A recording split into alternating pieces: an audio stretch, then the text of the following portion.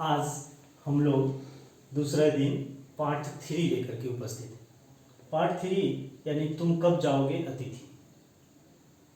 लेखक शरद जोशी। तुम कब जाओगे अतिथि शरद जोशी जी का लिखा नाम पढ़ने से, पाठ का नाम पढ़ने से ही मालूम पड़ जाता है जो कि इस पाठ में होने वाला क्या है। एक व्यंग, एक मजाक, एक अलग तरीके से जोशी जी इस पाठ में प्रस्तुत किया है। और किसके संदर्भ में? तो अतिथि, गेस्ट, मेहमान को। मेहमान भी कैसा मेहमान होता है। अतिथि देवो भव लोग तो कहता है। जो अतिथि घर में आने के बाद में देवता के समान आदर सत्कार हर कुछ किया जाता है, भगवान के तौर पर उसे पूजा जाता है।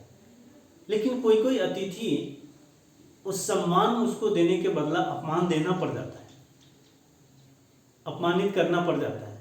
मन में शरद जोशी को भी ऐसा ही ये व्यंग एक प्रकार से किया है। जो मेहमान अतिथि के तौर पर दूसरे मेजबान के यहाँ पहुँचता है तो वो मेजबान उसके साथ किस तरह का व्यवहार करता है। सबसे पहले शरद जोशी के संदर्भ में भी हम लोग थोड़ा जान लें तो अच्छा है। शरद जोशी जी का जन्म मध्य प्रदेश के उज्जैन शहर में हुआ था। कहाँ? मध्य प्रदेश के। इनका बचपन कई शहरों में भी था, एक शहर में कई शहरों में भी था। कारण क्योंकि ये कुछ समय तक सरकारी नौकरी में रहे और सरकारी नौकरी में रहने के कारण इस शहर से उस शहर, उस शहर से उस शहर, ऐसे आना जाना। फिर इन्होंने लेखन को ही आजीविका के रूप में अपना लिया, आजीविका के रूप में। यानी लेखन ही, वो नौकरी छोड़ करके ये अपने मन में सोच लिया जो कि हम अब यही काम करेंगे। कौन? तो लेखन का काम, लिखने का काम। तो इन्होंने बहुत सारे ऐसे लिखना शुरू किए, लेकिन मात्र कुछ आरंभ में कुछ कहानियां लिखे। फिर भी पूरी तरह व्यंग लेखन ही कर रहे।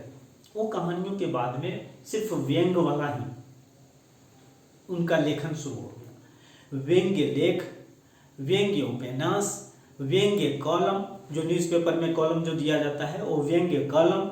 अतिरिक्त उसके अलावे भी हास्य व्यंग्यपूर्ण धारावाहिक की पटकथाएं और संवाद भी लिखना शुरू कर दी। तो ये व्यंग का ही इनको ज़्यादा। उसके बाद शरद जोशी की व्यंग में सबसे प्रमुख कृतियां जो उन्होंने लिखे उसमें सबसे प्रमुख है, पढ़ने में आनंद आता है जो, वो कौन कौन सा है?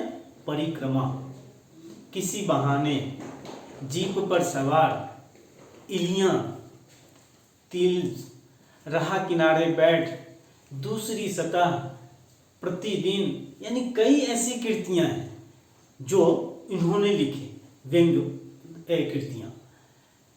अब हम लोग ये भी जान लें कि तुम कब जाओगे अतिथि जो शरद जी का लिखा वाला है, इसमें व्यक्तियों की खबर ली है।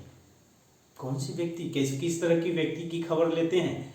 जो अपने किसी परिचित या रिश्तेदार के घर बिना कोई पूर्व सूचना, पहले कोई सूचना ही नहीं दिया, बिना सूचना के चले जाते हैं और फिर जाने के नाम ही नहीं लेते। पहुंच तो जाते हैं, पहुंचने के बाद में उस घर से अपने घर आने का नाम ही नहीं लेते हैं। भले ही उनके टिके रहना मेजबान पर कितना ही भारी क्यों न पड़े, मेजबान की हालत खास्ता क्यों न हो जाए, घर में कुछ रहे ना रहे, काम जितना भी बंद क्यों ना हो जाए, लेकिन उस घर से वो निकलना ही नहीं चाहता है अतिथि। अतिथि अगर पहुंच भी गया बिना सूचना के तो ठीक है, एक दिन रहा, दूसरे दिन चला जाना चाहिए, लेकिन वो जाता नहीं है। अब ऐसी स्थिति में अगर कोई मेहमान आए, अतिथि आए और घर से जाए ही नहीं तो कितना दिन तक उसको अच्छी तरीके से लोग सादर, आदर और सत्कार करेगा? उसके ऊपर तो भारी पड़ जाता है। अच्छा अतिथि कौन होता है? वह जो पहले से अपने आने की सूचना देकर आए, अच्छा अतिथि वह होता है। और 1-2 दिन मेहमानी करा के विदा हो जाए। एक दिन रहा, 2 दिन रहा, आदर सत्कार मिला, फिर चला गया। अच्छा अतिथि उसको कहते हैं जिसके आगमन के बाद मेजबान वह सब सोचने को विवश हो जाए जो इस पाठ के मेजबान निरंतर सोचते रहे। इस पाठ में जो वो दिया हुआ है, जो मेजबान हमेशा ये सोचता था जो कि काश अगर ये कल चला जाता तो मैं इस तरह का आदर सत्कार इनको करता, लेकिन वैसा होता नहीं है। ठीक है, अब हम पाठ से चलते हैं, जो कि इस पाठ में क्या दिया गया है। शरद जोशी बताते क्या है। लेखक के घर के एक अतिथि आए। लेखक के घर कौन आते हैं? एक अतिथि आ गए। अतिथि के सत्कार में लेखक और उनकी पत्नी की ओर से कोई कमी नहीं रही। जितना आदर सत्कार करना चाहिए लेखक भी और लेखक की पत्नी भी कर रहे, कि इस उम्मीद से कि अतिथि आते ही शीघ्र जाने के लिए सोच ले। ये सोच करके अच्छी तरीके से आदर सत्कार दोनों मिल करके पति पत्नी किए, लेकिन अतिथि जा ही नहीं रहे हैं। लेखक को अब शंका हो रही थी कि अतिथि न जाने कितने दिन ठहरेंगे। एक दो दिन, एक दिन ठीक है, 2 दिन ठीक है, अब जाने का नाम नहीं ले रहा है, तो लगता है जो कि अब उन लोगों को मन में जो कितने दिन ठहरेंगे अतिथि। लेखक अतिथि के कुछ दिन टिकने और अस्थायी होने की आशंका से, जैसा उसका हाव भाव, उस आशंका से डर ही रहे थे कि अतिथि ने और अधिक ठहरने का संकेत दे दिया। पहले से ये मन में सोचे थे कि शायद ये अतिथि जाने वाला नहीं है, तब तक में वो अतिथि एक संकेत भी देता है। क्या कहता है?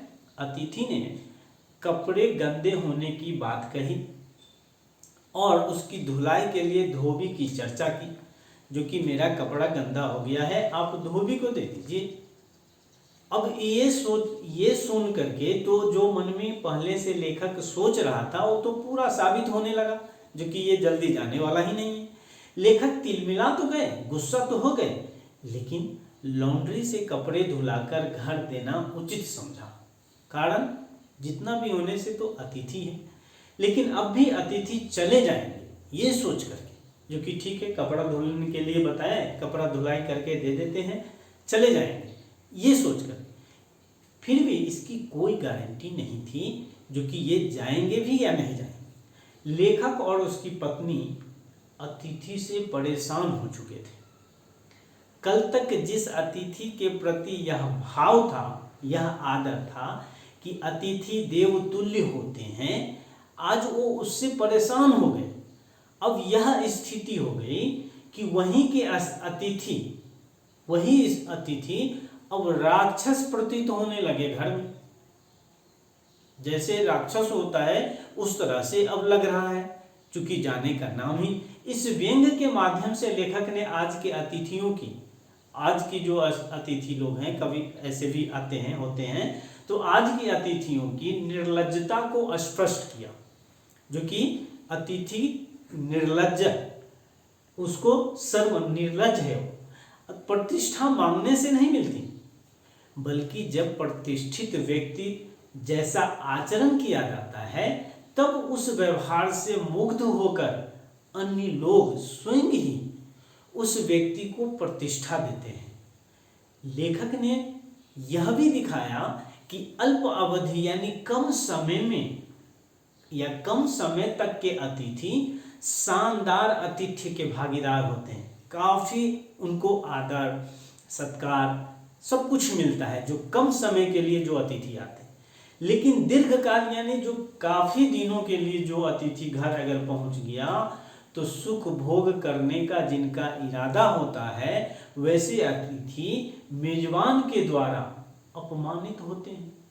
उससे और तो कोई कर नहीं सकता है।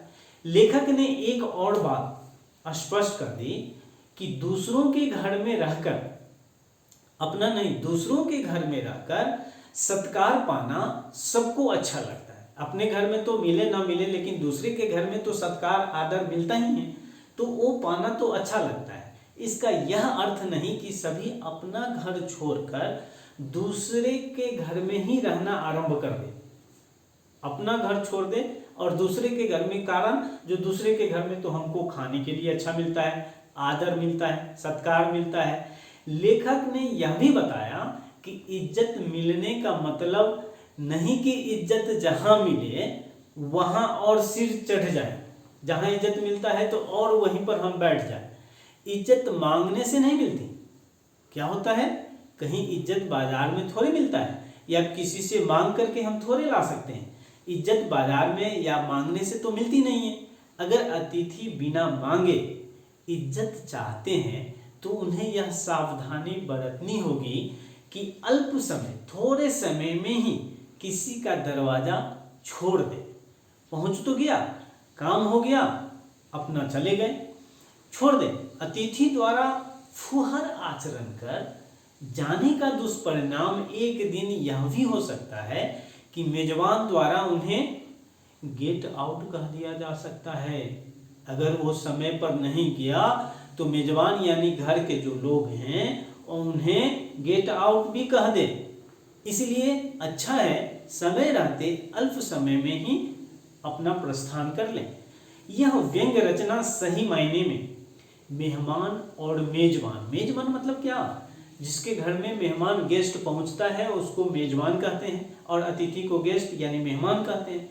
तो ये मेहमान और मेजबान की संयुक्त आचार संहिता है, जो अतिथि कैसा होना चाहिए और मेजबान कैसा होना चाहिए, ये दोनों किस तरह का होना चाहिए, तभी जाकर के सभी का आदर सत्कार मिलता है।